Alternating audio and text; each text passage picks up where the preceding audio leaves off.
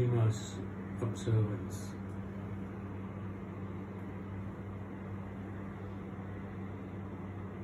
After Vedavyasa being an incarnation of the God, he is not an ordinary person who could put it out.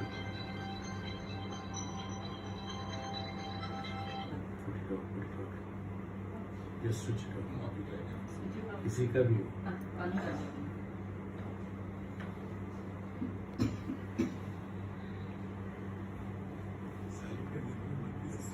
Having documented so many important scriptures, not small, huge, all the Vedanta, Mahabharata, Adhyatma Ramayana, all the Puranas, all in a very short period of time. 120 years, lived about 118 to 20, somewhere there. This was the time when he has completed all that. It's not that easy. Only for a great enlightened person only can do all these things.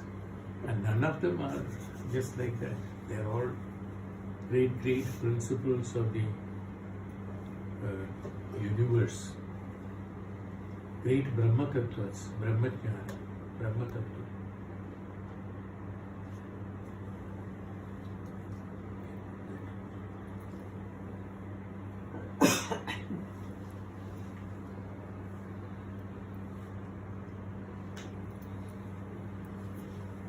Great Brahma Jnanam and Brahma Tattva.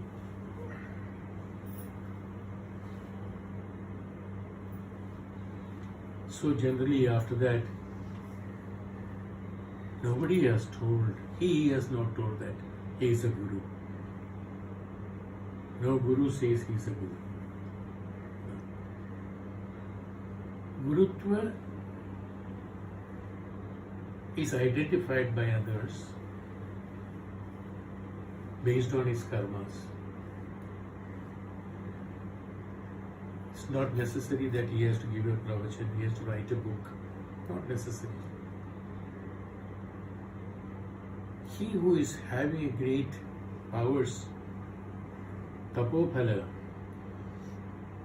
and he emits that Brahmajnanam, Brahma Tattva from him, being silent, not even speaking to anyone, just being silent, emitting all the knowledges out in the world, and the people around who are receptive to that, when they receive it, he is a guru. The physical teaching is an acharya who does that. The physical teaching who does it, the teacher who is an acharya, who does the acharana of that scriptures, what has been mentioned. The true guru, that's why they call it as Sat Guru, they call it Sad Guru. They have named it as. The purpose being, he should be a Brahmajnani. You cannot call anybody and everybody a Sadguru. No, it's not that. Today everybody is called as Sadgurus. I don't agree to that. He should be an absolute Brahmajnani. And a Brahmajnani should behave like a Brahman, who emits his knowledge without words. Because whenever you use a word, you are incorporating your own thoughts and emotions to that. See, when I am speaking, you are listening. There is an emotion in that. There is a tone in that. With that, certain idea you get. Because of that tone, suppose I say, God is great. See, his expression and his words are that God is great. This impresses the person and he becomes impressed on that. They are temporary. You got my point? This is an impression on your egoistic self. The impression that you are getting from a pravachan by getting that excited to that or things like that. They are egoistic acceptance. They are not the true knowledge that you are getting. So in order to have the true knowledge, this is called imparting the knowledge from the Guru through the third eye to the disciple. Ancient days where great Maharshi Vasishtha, when he taught Bhagavan Ram and the group, and many other teachers like that, Sandipani Maharshi Sandipani, when he was delivering the lectures to Lord Krishna and Balram, like that many others, many great people, when they started giving those teachings to them, even though they started as an acharya, but what happened after this, the disciples progressed themselves to a certain extent. They were all taught in a different plane. Their Atma Jnanam was provided, not the physical Jnanam. They were taken out of their body and they were taken up. And then, I still remember a beautiful scene of Maharshi Vasishtha saying to Bhagavan Ram, when he wanted to really give him the Atma Jnanam, he said, Ram, you come with me. Both of them, they go based on his powers of Tapophala, he could take out this Atma along with him. And from a distance he was showing him, look, there is one Guru who is sitting here, Vasishtha himself. There is a Guru who is sitting here, thinking that he knows everything and delivering the lectures to the children, to the disciples. And the disciples, thinking that they are the disciples of Maharshi Vasishtha, having their own ahankara on that. Look at that, why I told this an example I was telling. See how beautifully it has been inscribed so that one can understand that what is the true teaching is an Atma Jnanam. Unless you gain that Atma Jnanam inside you, there is no point in getting awareness of it. I can tell you thousands of stories. You can take Bhagavatam and start reading it, you get thousands of examples and stories, tattvas, and everything is there. Everything is there. Then, what happens after that? Your awareness, you remain in the status of the awareness. So, I just prepared one or two small things so that I normally forget. So, I thought, let me just pen it down. So, yesterday evening, I just sat down and then whatever I thought I would like to share with you. Basically, Vedanta, I'm talking to you only because the group today is all our group, so I'm talking to you only Vedanta. That is the preferred subject for me also. And that is what I would like to give you. There is no point in telling you stories. There is no point in telling any other things. Probably you know better than me on all many other subjects. You all know better than me. But I can tell you what is the best according to the great principles of the great people who have told that this is what one is required to be understood. All other education, all other training, all other things that what you have learned is good, no doubt about it. They are all meant for your keeping your present life or present that Jivatma who is there in you, the present karmas that you are supposed to execute and complete it by this Sharira and by this manner is useful for that. You become an engineer, that engineering is necessary, is useful only to that extent so long you use that knowledge for the purpose of others. After some time, even during this life itself, after a retirement like me, it's of no use. That knowledge is of no use. So that is not knowledge. They are all training, that's all. You have been trained how to cook, how to do this, how to talk, how to eat, how to work, how to do this, how to do business, and things like that. That is not the true knowledge that is necessary for you to have moksha or mukti, or understanding the right way of living. Most of the people, what happens, they get entangled into this maya, and ultimately they think that this is what is life. I have to do this work and earn early, go morning, earn money, so much of profit I can benefit, or so much of fame I can get, so much of prosperity I can get, so much of votes I can get if it's a politician, okay, or even others. Everybody needs a vote. Whether he is a businessman, whether he is a politician, whether he is a teacher, whether he is Grihastha-ashrami, everybody wants votes. Votes means appreciation. Everybody wants votes. That's what they all want. But is it life? They think that is life. If I could earn something better votes, let it be in any form. It can be money, it can be health, it can be the fame, it can be any other thing. You can name any of that what we are experiencing. We all think that is what is necessary for our life. And we conclude that is what is necessary, and we are satisfied with what we get. We get more. We call it as more, we get less, we get more. Profit, we all vyavaharik achievement. Business, you are doing business with your life. Remember that. You are doing business with your life. And a businessman, don't consider somebody who is doing small business, no. A businessman, everybody is a businessman. I mean, people who are living in this understanding, they are all a businessman. A businessman cannot give. He can only receive. Then only he will be happy.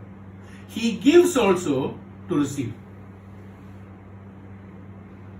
देते भी लेने के लिए. He doesn't give. He gives to get it. Otherwise, it is not profitable for him.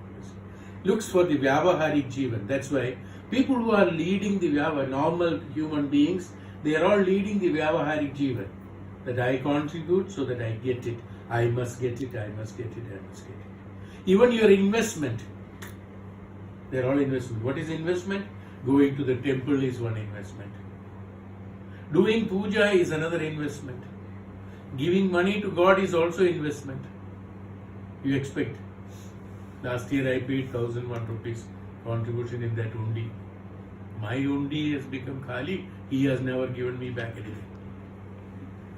Is how we count. So this year no more contribution. Is it not? Even though I am just open. Our mind works on that, you see. We do it only for getting it.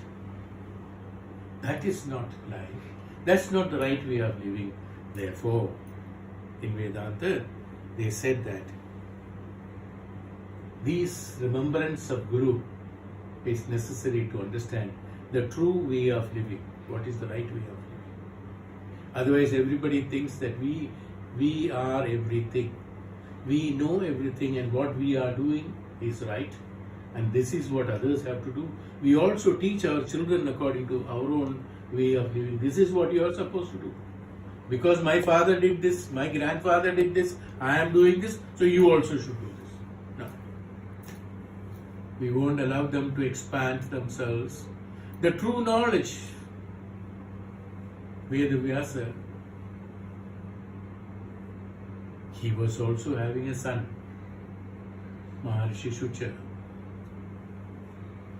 When he grew up, he started arguing with the father. Then he wanted to take sannyasa and go away from him. Maharshi Shucha, when he wanted to go away from him, he stopped him. Now your education is not complete, please stay back. You all must have read in Bhagavatam, starts with that actually. Srimad Bhagavatam starts with that. He wanted to go away, but I want to divert a little more on that. Probably all details are not given there. Since he himself was teaching him, he was asking him to, coaching him up for the true sannyasa, he was not convinced. He thought he knew everything, so he wanted to go away. So he says, he tells his son, you go to Raja Janak. You go to Raja Janak, learn something from him. Like that, Shucha goes there. And he walks quite a distance. Then he meets the Dwarapalaka, the watchman there. He says, I would like to meet the Raja Janak. He said, hey, what is the purpose? Why are you here? He said, now you cannot. There is a time for him to meet. You can go only then. He said, he thought, let me influence him like what we all do. He said, whatever you want, I will give you. Please allow me to go. The watchman says, what can you give me? The teaching starts from there. The watchman of Janaka tells the Maharishi Shucha, says, they say, asking him, what can you give me? You can give me some clothes, you can give me some dhanyam, you can give me little dhanam, or you can give me some other preachings. Maybe you look like a rishi, so maybe you can give me some jnanam. I am not wanting anything from you. Watchman, not Janaka, remember that. He was amazed. Look at the austerity that he has got. Sannyasa, that's a true sannyasa. Even though he is a watchman, he says that, I am very happy. I do not want anything from you. A man who says, I don't want anything from you, is absolutely in a different level of life. So, his teaching begins from there. Even from a small man of Raja Janak. Then he was thinking, if he is like this, how could Raja Janak be? What will be his knowledge? That is why my father told me, better go and meet Raja Janak. Like that he goes by stages, few people. Ultimately, when Raja Janak wanted to meet him, he goes there, and then he was asked, again the gatekeeper there, he was asked that he has got that bag, that potli was there, no, and that and his stick was there. लेके चलते हैं वो दोनों बोला कि आपको ये सब रखना होगा आजकल बोलते हैं ना security check. The security check said that you have to keep all these things here and don't go inside. So he left everything, went inside. A small example I'm just giving you, and then just making your mind prepare why a guru is necessary. So he goes there and Raja Janak explains, and when he was, then they started conversing each other, what were the Vedantic principles. It's all prearranged. Then suddenly the one man comes running to Raja. He says that, look, the other side of the palace is on fire. Aag lag gaya wahan. Acha, is it already burned? So Raja very peacefully, quietly sitting, asked him, is it already burning? He said yes. Then he says, okay, you go and do whatever you can and tell others do whatever they can. Next man comes, said that no, aag fail gaya, and this has been damaged, this has been destroyed, that has been destroyed. He asked the same thing. Please go and whatever you can do, you do. He was peaceful. He said, let us continue our discussion. He was talking to him and he was getting disturbed. Shucha was getting disturbed, and he said that after some time he could not resist. Then he said the fire is already here in the building where you are sitting. Then suddenly Shucha got up, he started running. Then Raja asked him, where are you running? I have kept my bag and the stick there. Usko lene ke liye jaane ka hai. He said, sit down. There is no fire. Actually, this is all created by me to teach you a lesson. Look, you think that you have understood everything in Vedanta. You are unable to even have stopped the desire of your own, that small bag, whatever little bit of things are there, and the stick there. This is your moha, that desire. How to come out of this desire? How to come? Then only you can get the moksha or mukti from whom you want. No? Is what the teachings Raja Janak says to Shucha. He, like that, he continued the teachings from him, Afterwards, he knew that why my father sent me to Raja Janak, he understood the reason. Then he goes back and things like that. It's a long story and it goes like that. So the question is that is a guru necessary? One word answer is yes. One word answer, it is necessary. Why is it necessary? What is that guru that who can do something that you cannot do yourself? It's a Vedantic discussion. This is how it begins actually. In Vedantic discussion,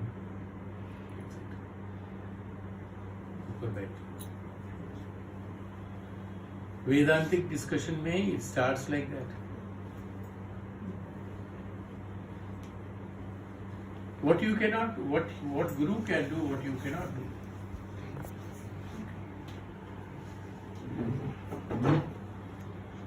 So I just thought, before I can, because this shloka has come, so I want to, in between, I wanted to start it, tell that before itself, but I started with that. So this shloka reminds me, this I taken from our latest book that we have done. So that's why I suddenly saw this shloka. This very, very nice shloka. I really like it actually. This I placed it in the beginning of the book. We have done an e-book. Because considering the printing and selling, storing, all those from last experience, we have, we could not do much on that and we did that. But then printing costs, selling costs, storing it, stocking, a lot of problems are there in a physical book, even though like people like us would definitely prefer a physical book. Reading is something different than, because when you are reading an e-book, you have to be always doing that's why it is called e-book. According to me. Yeah. You have to look on the computer and see that. This one is there is a pleasure in that reading book. Maybe we are used to it. Quite possible the later generation don't like to have the books and read it. I don't know. I'm not competent to discuss that. Anyway, we have written something thinking that the modern generation would like to have this book. This book is known as Vedanta Sara. In this Vedanta Sara, in this book, we have covered totally is about 40 pages, less than 40 pages. The actual subject will be about 28 pages, 26 to 28 pages. There we try to explain with the examples and the topics on that, very simple languages, so that everybody can understand. The purpose of that is that every normal human being should understand it. Because otherwise the Vedanta is very tough, people cannot understand many things.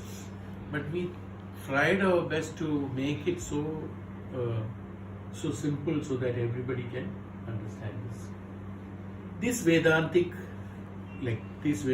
principles that is written there, they are all from the discourses that we have done here, from the Upanishads, from so many years, and from there, of course, all of these are taken from later years only, not very early time.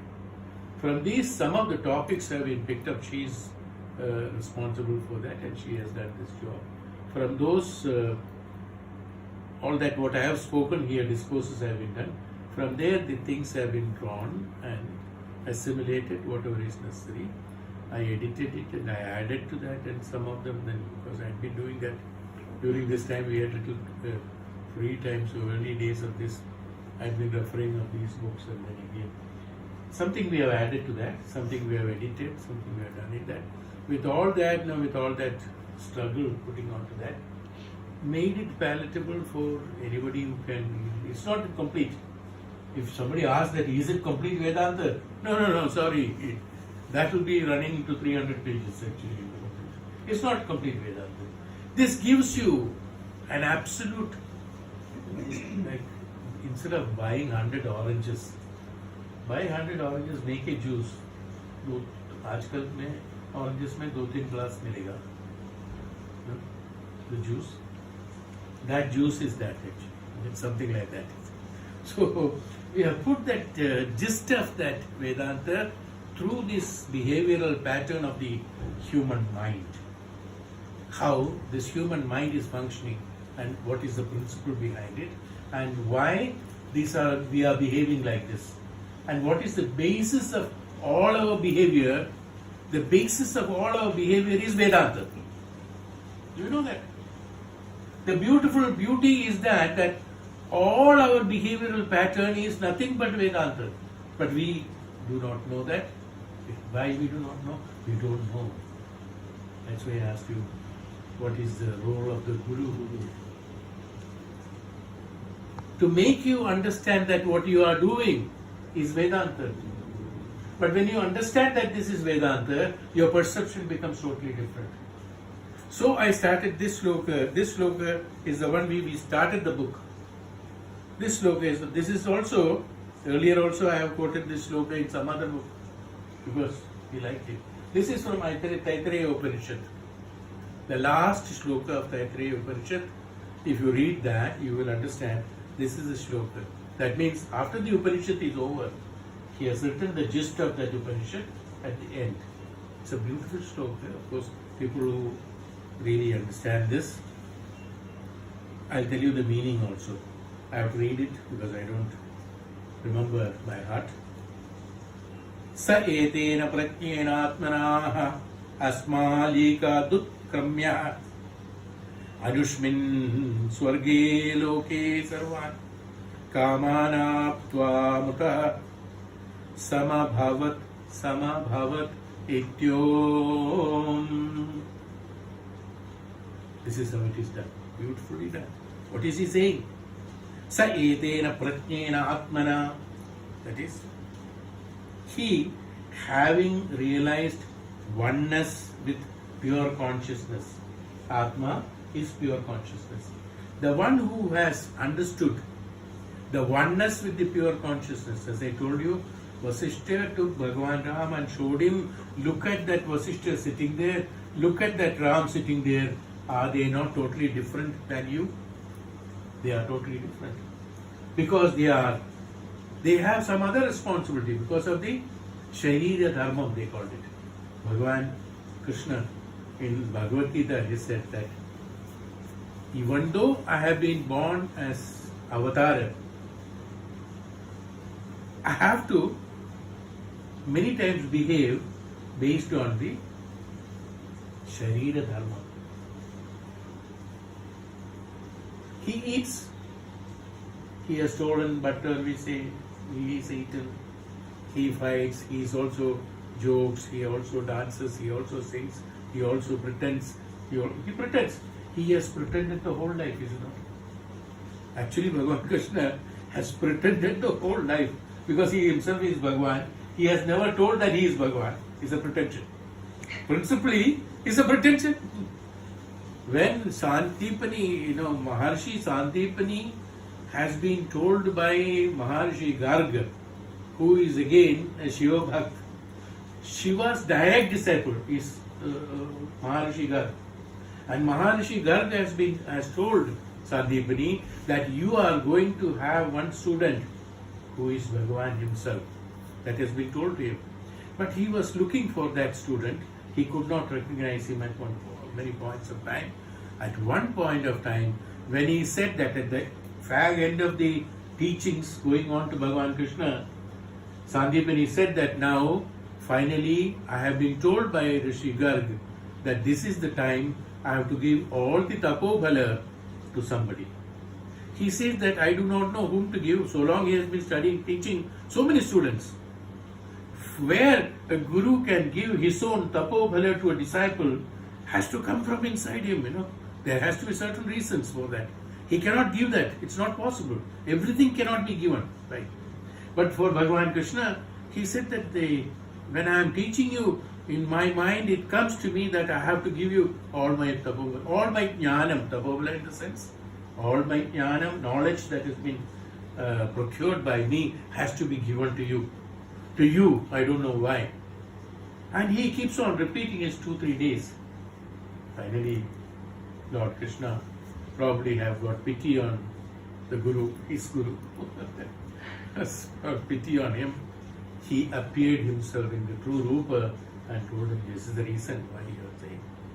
And said that now you will forget all this because you will be again going into the Maya. Otherwise, you will not do the real Guru Dharma to a disciple, and I won't be able to do the Shishya Dharma to you.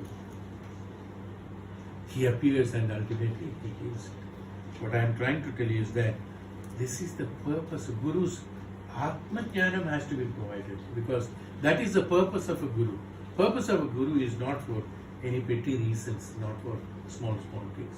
An Acharya is good enough, or a magician is good enough, or any other things are good enough. Here he says, Sayetena Pratyana, we having realized, what is it, why did I say all these things? Realization of oneness with the consciousness of it. What is consciousness? Consciousness is the witness. Consciousness is the Atma. Consciousness is the Brahman. Ultimately. When it is Atma, why did I say, if consciousness is Atma, consciousness is Witness. Brahman and Brahman. I said consciousness is witness one. Atma. Atma. One is Atma. Why did I say Atma? Then I said Atma is the witness. It's a paryaya word, but it doesn't look like the both are same. And witness is again the Brahman. When it is Atma, when the consciousness is Atma, it has got entanglement with the Mana, Sharira and Antakarana and many other faculties around that, which is being influenced by them to the Atma. That's why the Prakriti of Atma has been described as different. Then Atma, a little more, education to the Atmas, let me call it as education.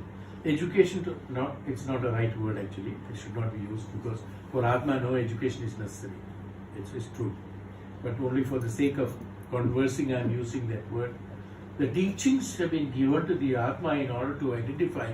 When the teachings have been understood by the Atma, the principles of the Atma, Atma has to understand the principles of the Atma, which is the witness, which is the Brahman. Once that happens, the Atma's status changes to witness. You may not have got it right, I do not know.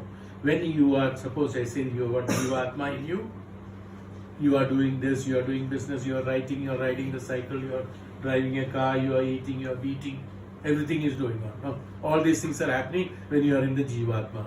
And in the Atma, prayers are going on, and tapasya and meditation is going on, and reading and writing is going on, all in the Atma.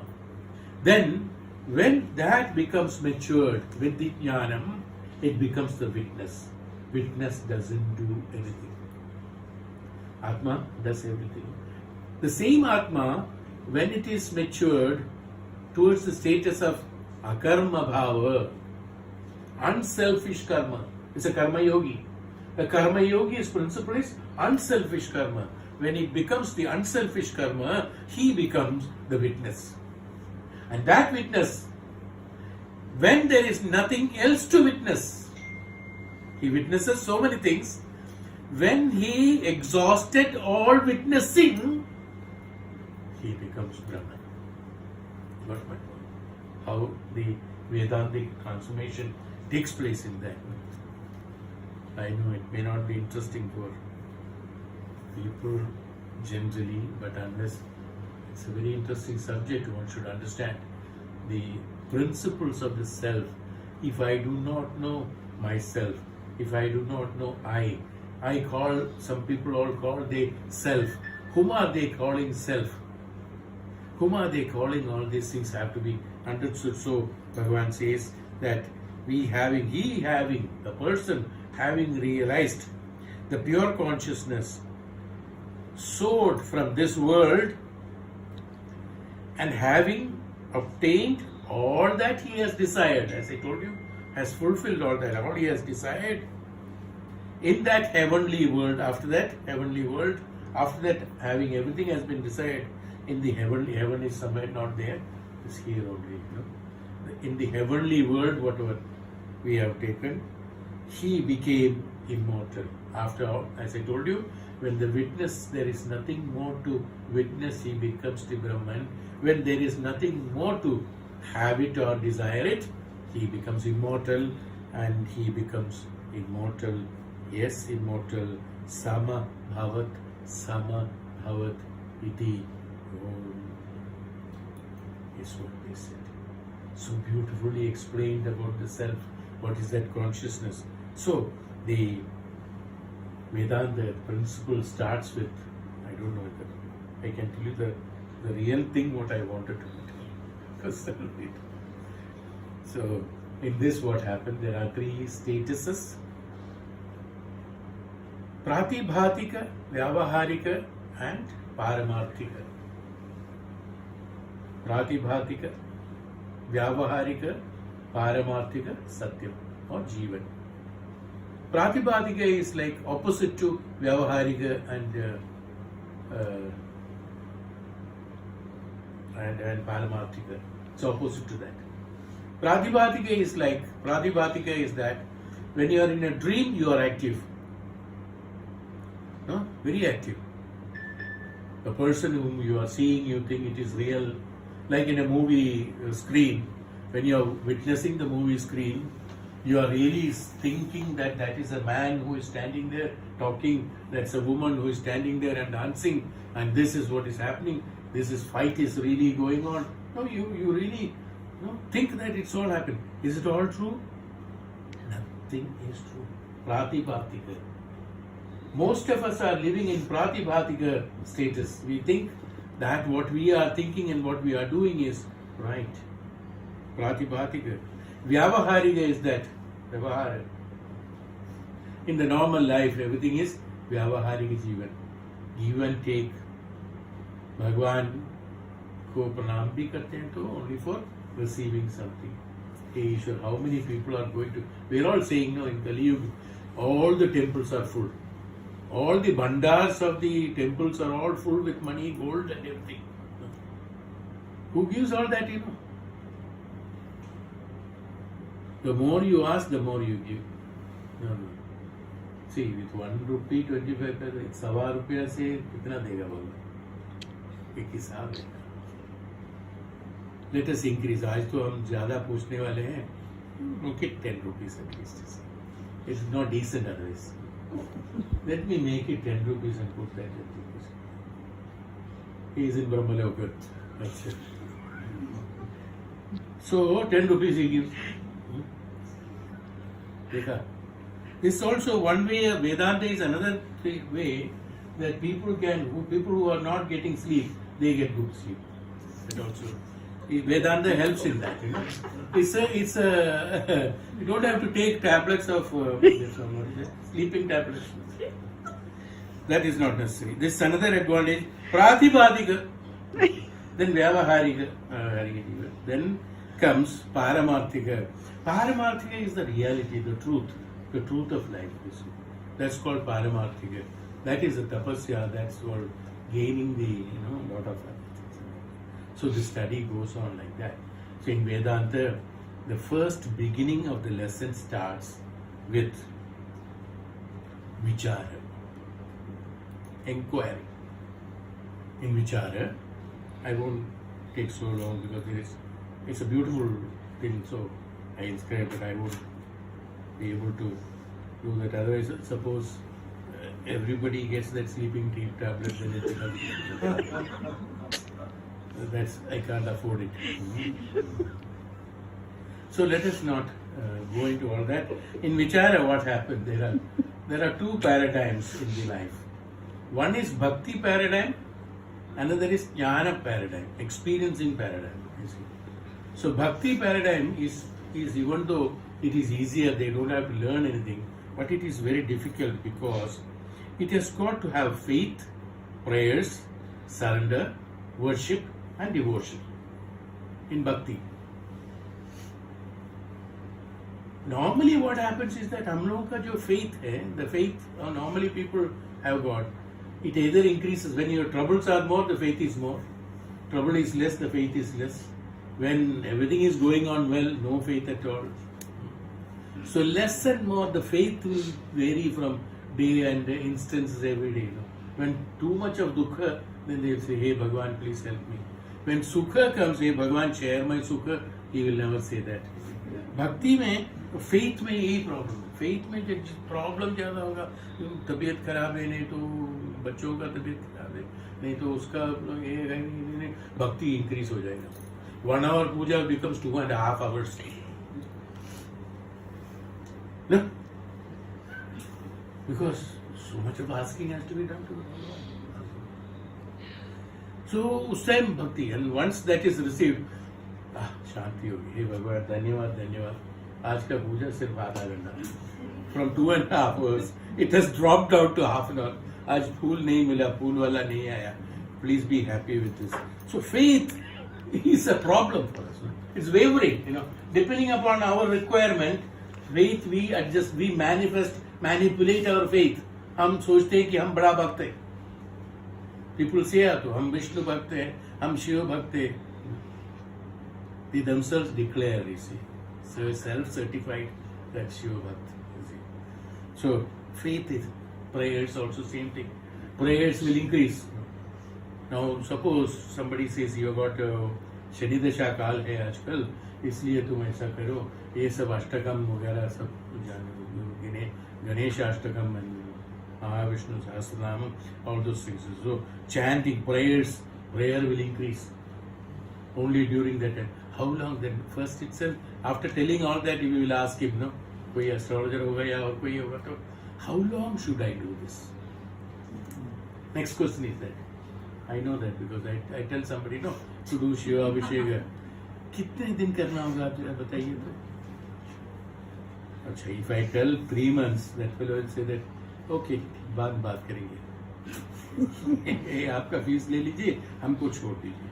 He will go away. But if I say, okay, 10 days, 11 days, 21 days, अच्छा तब कर लेंगे. So what happens is that prayer में also depending upon your adjustment, the manifestation के हिसाब से you will reduce it and increase it. Problem. I'm telling you, Bhakti Marga, even though it is easy, it's the most difficult thing. Unless you have the real faith, the absolute faith, and then comes surrender. Nishkama Bhakti, they say. Don't ask anything, no kama, no desires on bhakti. Bhakti means bhakti, that's all, surrender.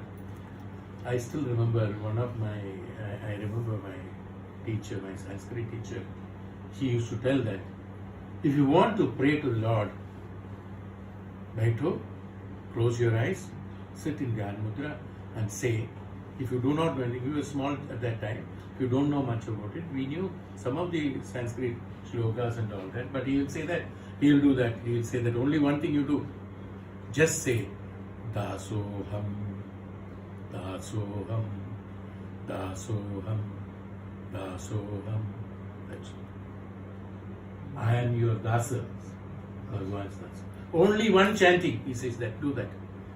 Surrender, when you say surrender, this should be the attitude inside you. Why you have to chant? Because that will become the attitude of you. Don't ask for anything. You have come here for the purpose of executing your karmas. When you are the Dasa of Bhagwan and you are really a Dasa of Bhagwan, you will automatically execute your karmas. You don't have to ask for it. You don't have to say, you give me this. How do you know? First of all, I always say in our class, we don't know how to ask. कोई है ऐसा जो पूछने जानते हैं क्या पूछने का है? What you will ask? You will ask either money, you will ask good health, you will ask house, you will ask for this one. If he is Ravana, he will ask for 3 loka padavi, Raja of 3 lokas. Finish. That's the end of it. उसके बाद क्या पूछेंगे? Nothing else. We don't know how to ask. What do you ask? Tomorrow what is going to happen? We do not know. So we don't know how to ask. This is what? Surrender.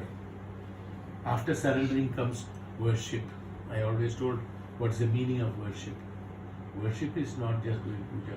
Whether there is today's puja like we did, acha puja hua in between, and like today's puja is worship.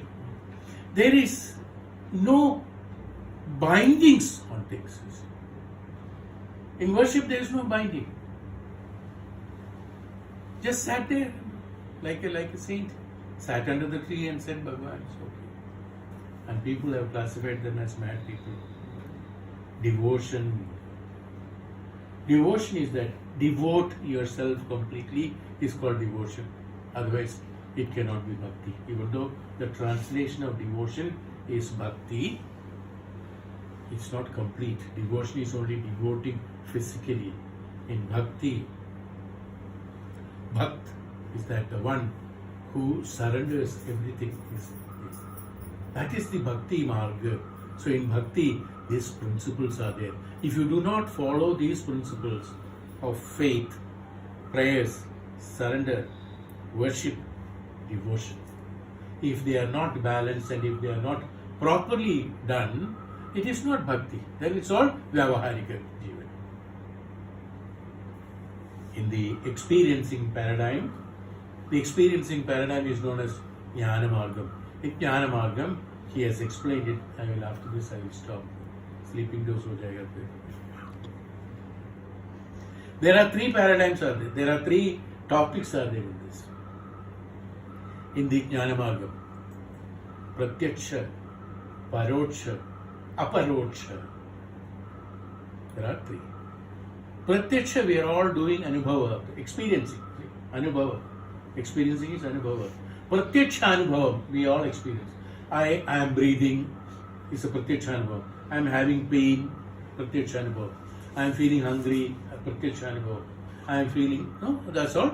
Pratyaksha, that whatever you are seeing, whatever you are feeling, through the eyes you are seeing, these are all pratyaksha. Paroksha anubhava. In paroksha anubhava, what do you learn in the, if you do not know, there are certain things you know that you do not know. I learn it from the book. I learn it from the guru. I'll understand it from them. I will acquire it from that. If I do like this, it can become like that. They are all paroksha jnanam. It's not pratyaksha, it's a paroksha jnanam. But I know I can do it, but I cannot express it. Do you know how to speak in such and such language? Yes, I know. It's a paroksha jnanam. I cannot show it. I cannot see it. That's a paroksha jnanam. You got it? This is paroksha. Aparoksha jnanam is what I am trying to emphasize on, because these two we all understand. Small examples. Aparoksha jnanam is that's why a guru is necessary. Neither pratyaksha nor paroksha. Aparoksha jnanam. In aparoksha jnanam, Shravana, Manana, and Nididhyasanam. Nididhyasanam is the aparoksha jnana. What is Nididhyasanam?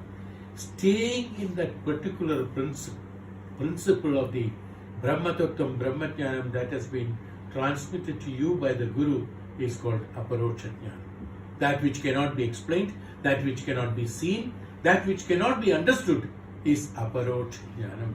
These are the three jnanam. He said about the example about the seer and seeing. The seer and seeing. The eyes are seeing the objects. So eyes is a seer, object is seeing. Okay. Now, when you go to next, who can see the eyes? Mind can see the eyes. Mind is a seer. Eyes are the object, seeing or object. Who can see the mind? The witness or the consciousness. The witness can see the mind. So witness becomes the seer, mind becomes the seeing. Who sees the witness? Only witness. Witness cannot be seen, witness can be observed. That's why observe, we are saying the puja, observing puja. What is that? Witness can see the witness. We can say see the witness. Witness cannot see the witness.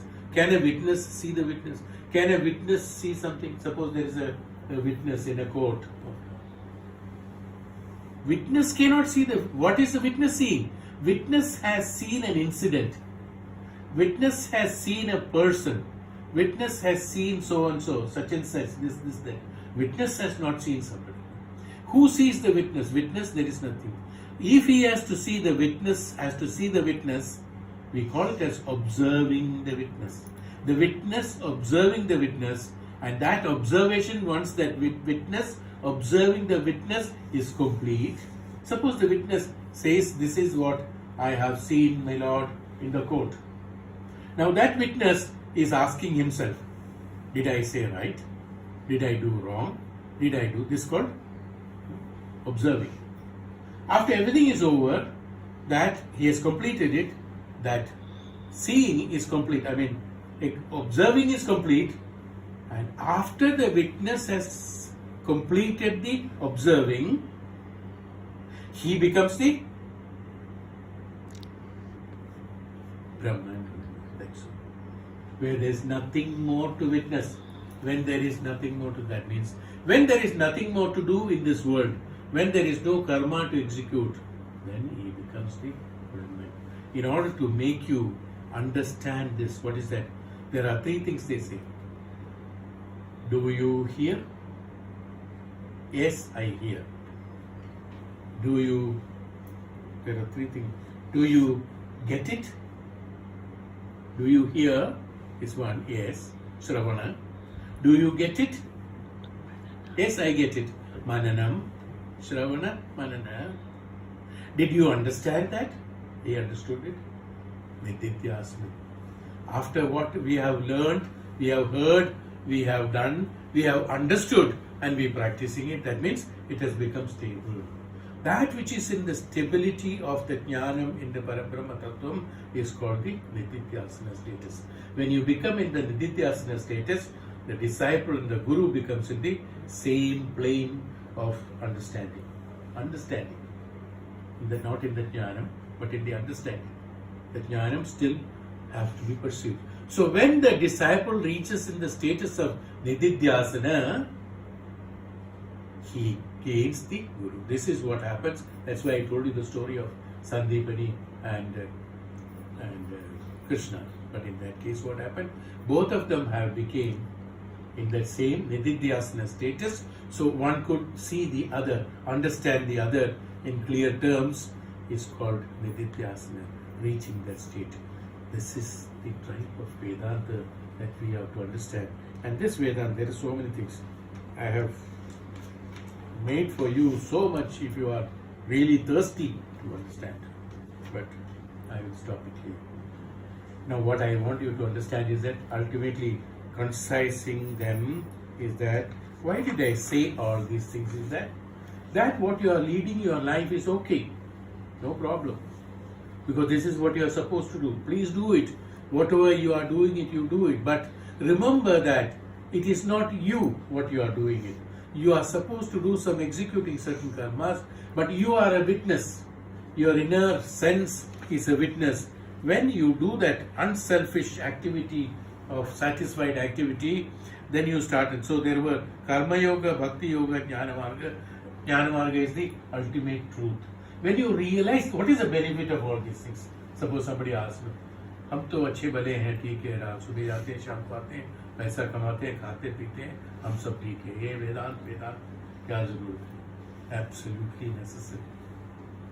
Unless you understand yourself, understand you yourself, what you are supposed to do, how you are supposed to do, when you are supposed to do, these three things have to be understood. Not that simply doing it according to your emotional things will not achieve you the mukti or moksha or liberation. No. You will repeat, otherwise what happens? You are at liberty to do it. Nobody can stop you, what you are doing. But what happens? You repeat the number of janmas. इसी चक्कर के लिए फिर से जन्म लेना होगा. But if you really understand, do what you want. This is what you are supposed to. You are doing a business, you do it. You are teaching, you teach. You are doing this, do it. Whatever you are doing, there is nothing wrong in what you are doing. But with the realization you do it. Today you are doing it for a benefit, as I told you, Vyavaharika. Do it with Paramarthika Jivan. That's what I am trying to do. So that you will gain it. So only right Brahmachari in Vaishambhayana, in Bradharnya Upanishad, in Chandogya Upanishad, he has told that only a true Brahmachari can live as a true Grihastha Ashrami. The Brahmachari only knows how to discipline himself, then only he can be a good Grihastha Ashrami. So when I said about the Grihastha Ashrama, in Grihastha Ashramas they have prescribed there are 4 yajnams have to be done. One is, I'm just skipping, or from all that, skipping. Pitri Yajnam, Agni Yajnam, Deva Yajnam, Manusha Yajnam, Bhuta Yajnam.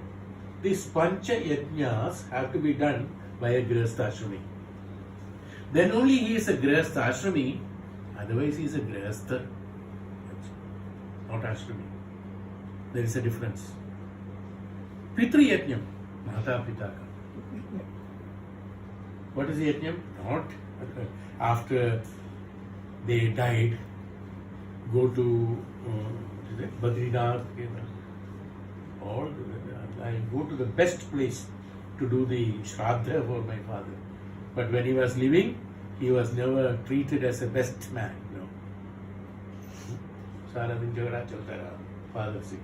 उसके बाद में बद्रीनाथ में जाके उधर विष्णु नंबूदरी जो पुजारी है वहाँ उसको लेके you do the yajnam in that. No use. Pitri Yajnam, when they are living, you do the service to them. Is the Pitri Yajnam. Pitri means not only Pita, Mata, Pita. Pitri. Pitrutva means the one who is Janana. When they are alive, you do the Yajnam towards that, look after them, do with a bhakti towards them is Pitri Yajnam. Agni Yajnam, Agni Puja. Agni is for purity. Do everything with purity. Your behavior should be with purity. घर में झगड़ा होता है, झगड़ा तो होगा, कोई बात नहीं, डिफरेंस ऑफ ओपिनियन हो सकता है, झगड़ा नहीं होना चाहिए. There should not be a fight. There can be difference of opinion. That's a difference. तुमको करेला अच्छा नहीं लगता है, हमको अच्छा लगता है, तो आज बनाएगा, ठीक है, कोई बात नहीं. That difference of opinion. That difference of opinion is all right. Agni Yajnam is that behave with purity is Agni Yajnam. Everything do ahuti to the Yajnam. All that what is not necessary in your life, you do the ahuti to the Yajnam is called the Agni Yajnam. This is Agni Yajnam. People do Yajna, call Pandit उधर से इधर से 7-10 आदमी बैठ के वो यज्ञ कुंड बना के उसमें घी डाल के उसमें ये डाल के सब करते हैं.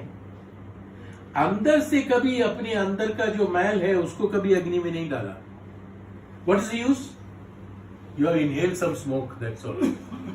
और कोई फायदा नहीं हुआ. Agni Yajnam is that to purify yourself and behave is a true Grihastha Ashrama. Everything should be purity, should be there, is called Agni Yajnam. Deva Yajnam, the one who is above you, knowledgeable than you, Guru है या देवता, जिसको देवता कहते हैं. That means purified Indriyas, or the Guru who transmits knowledge to you, how to behave, how to undergo the tapasya, how to attain the peace in life, how to execute your life. This is called Deva Yajnam. That's it, Deva Yajnam. After that, Manusha Yajnam, जो हमारे साथ संबंधी जो भी है उसको बोलते हैं ना, be human. In English they call it be a human. That humanly nature, whatever it is, little bit of helping and all that. Manusha Yajnam, Bhuta Yajnam. Bhuta Yajnam is that sub Bhuta, all the animals, everything, treat and all those things are Bhutas. All Bhutas means everything is there. To Bhuta Yajnam, so do that. Do justice towards them. Do not. People say sacrifice a cow, then only you will get benefit of this. So many misunderstood things are there in our Hindu Shastra. Many people misunderstand that. Bali was a misunderstood subject again. Bali is actually, they have to read. I have told all these things in our class. You have to really understand that what is Bali. Bali is nothing but animality. अंदर में जो हम लोगों की animality है, मृगीयता जिसको कहते हैं, that मृगीयता, that means brutality, हम लोगों के अंदर जो है उसको जला देना is called, और sacrifice करना is called the, what is it? Bali. Nara Bali, or Mahisha Bali, and this Bali, that Bali, lot of Balis are there. Many people said, oh, what are you talking? In the Puranas, we have seen that Maharishis and Tapasvis, they grow cows for doing once in a year. They are supposed to slaughter that cow and do yajnam. It is there prescribed in the Puranas. Absolutely wrong. They have taken it as a physical way of understanding because their understanding is so small. They have not understood the Vedanta. We have to understand the Vedanta and the Veda. What is the reason behind it? The cows are not being slaughtered. It is absolutely a wrong impression that has been given. The cow you are growing, बोलते हैं कि cows को grow करते हो आश्रम में. The cow, what is the meaning of it actually? In Vedanta, when you go into detail, this itself is one chapter actually.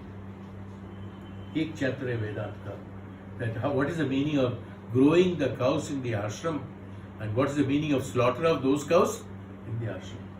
In the ashram, what happens? Even though you are in the ashram, there are so many, suppose there are so many disciples, all are not same. किसी के मन में desire होगा, किसी के मन में हीन भावना हो सकता है, किसी के अंदर में मृगीयता हो सकता है, किसी के अंदर में और कुछ भी हो सकता है. इस तरह की even though they are all Gyanis, ऐसा नहीं है, वो तपस्वी है, ज्ञानी है, सब कुछ है, लेकिन हीन भावनाएं कहाँ से आ जाता है, नेगेटिविटी किसी को पता नहीं चलता है. ये आश्रम में बहुत सी जो लोग रहते हैं, इसलिए वो बोलते हैं कि growing the cows in the ashram. That means the people, even though they are in the ashram, they are growing the animality inside them. Is the meaning of that growing the cows? They are not actually growing those. Which Maharshi have gone to cut the grass and feed the cows? I have not seen that. Huh? I don't know whether you have read somewhere. No, nowhere. Grazing that. Has there any Gopala there to graze the cows? No, nothing. What's the meaning of it? The meaning is that growing the cow, this automatically happens. Even a Maharshi who's a tapasvi who has attained quite a lot of things, some negative, some maya will come inside him. Is the meaning of growing the cows in the ashram. Oh cow, that cow which you have grown for last 1 year, there is a yajna, you sacrifice it, is the meaning of it. This is the reason why Bhuta Yajna. So these are the Pancha Yajnas. No? This yajna is that what is known as this is what is necessary. This Pandityam is necessary. What is Pandityam? Pandityam is that Brahma Jnana. What's the meaning of Panda? You know Pandas, we are, हम लोग सब जगह मंदिर में है ना Pandas. What's the meaning of Pandas? Anybody know? What's the true meaning of Panda? What's the meaning of? I am telling you Pandityam. Pandityam means Brahma Jnanam. What is a Panda? The true meaning of Panda is Brahman. He has to behave. Why he has been called as Panda?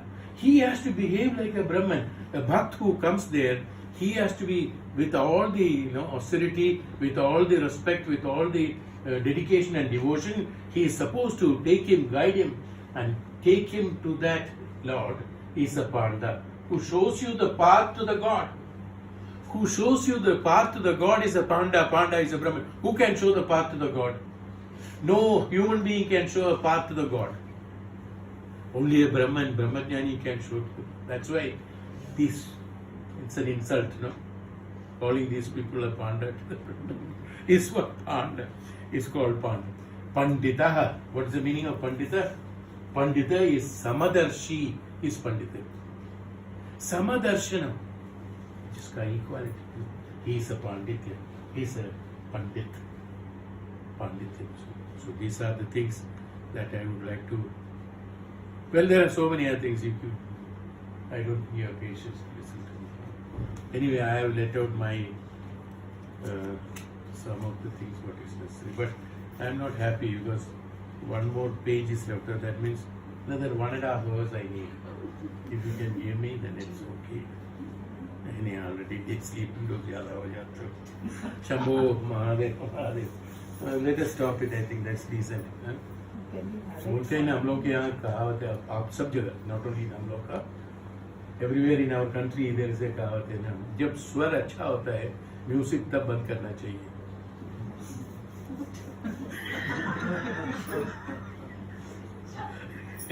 अच्छे time में बंद करना चाहिए खराब होने के बाद गला जब साफ ऐसे something that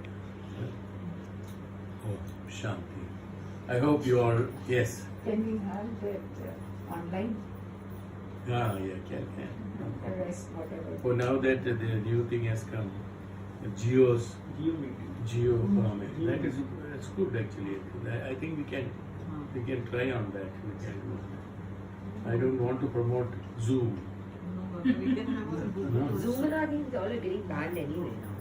Ah. All the Chinese Zoom apps. and Yeah, that